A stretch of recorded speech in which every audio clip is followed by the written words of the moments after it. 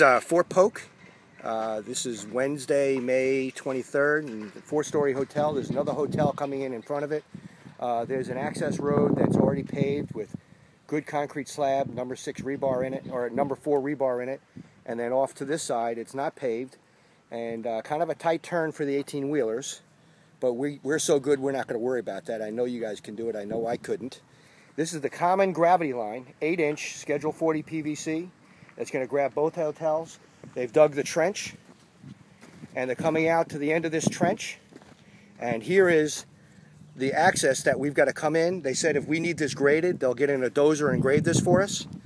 But he's coming out to the end of this trench. He's running 6 inches per 100 feet on number 8-inch pipe, or 8-inch Schedule 40 pipe. He's going to make a gentle sweeping turn.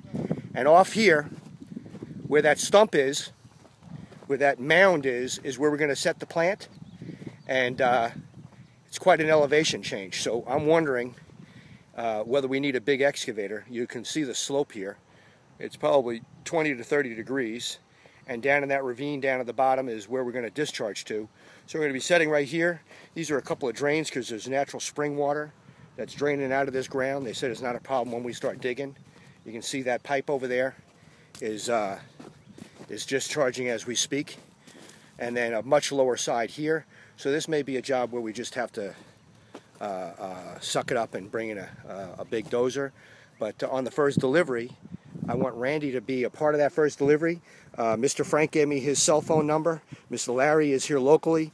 I'd like him to meet both those guys here and talk about access in and whether or not the crane truck can do the job on this job. If we can't, we bring in the big track hoe and leave the 160 home, and maybe keep the crane truck up here to just stage tanks. So I've seen Randy do slopes. I can't remember if we can do that slope.